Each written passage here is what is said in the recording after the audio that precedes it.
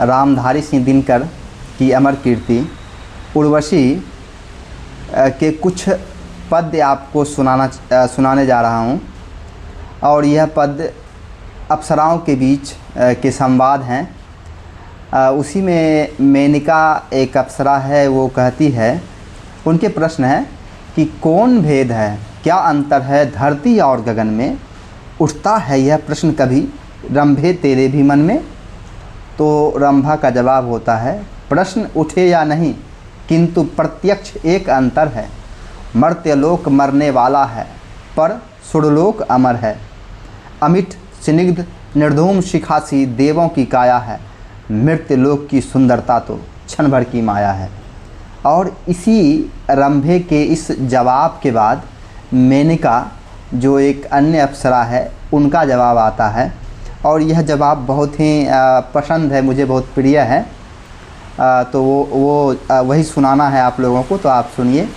पर तुम भूल रही हो रंभे नश्वरता के वर को, भू को जो आनंद सुलभ है नहीं प्राप्त अंबर को। हम भी कितने विवश गंध पीकर ही रह जाते हैं, स्वाद व्यंजनों का न कभी रसना से ले पाते हैं। हो जाते हैं तृप्त पान कर स्वर माधुरी श्रवण से, रूप भोगते हैं मन से या तृष्णा भरे नयन से। पर जब कोई ज्वार रूप को देख उमड़ आता है, किसी अनिवर्चनीय क्षुधा में जीवन पड़ जाता है, उस पीड़ा से बचने की तब राह नहीं मिलती है। उठती जो वेदना यहाँ खुलकर न कभी खिलती है, किंतु मर्त्य जीवन पर ऐसा कोई बंद नहीं है। रुके गंध तक वहाँ प्रेम पर यह प्रतिबंध नहीं है। नर की वश के बात देवता बने कि नर रह जाए, रुके गंध पर या बढ़कर फूलों को गले लगाए। पर सुर बने मनुज भी यह सत्व न पा सकते हैं, गंधों की सीमा से आगे देव न जा सकते हैं।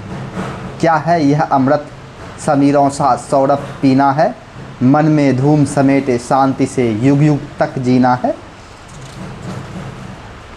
पर सोचो तो मर्त्य मनुज कितना मधुरस पीता है, 2 दिन ही हो पर कैसे वह धधक धधक जीता है। इन ज्वलंत बेगों के आगे मलिन शांति सारी है, क्षण भर की उन्माद तरंग पर चिरता बलिहारी है। और सहजन्या कहती है, साधु साधु मेनके तुम्हारा भी मन कहीं फंसा है, मिट्टी का मोहन कोई अंतर में आन बसा है। तुम भी हो बन गई मही तल पर रूपसी किसी की, कहीं मृत्य नयनों की रस प्रतिमा उर्वशी किसी की। सखी उर्वशी सी तुम भी लगती कुछ मदमाती हो, मृत्यों की महिमा तुम भी तो उसी तरह गाती हो। रंभा, अरे ठीक तूने सजनी अच्छी याद दिलाई, आज हमारे साथ यहाँ उर्वशी नहीं क्यों आई। ये इतने पद थे। अगर आपको अच्छा लगे तो अपनी प्रतिक्रिया दें, तो प्रयास करूँगा कि इसे पूरा पढूं। शुक्रिया।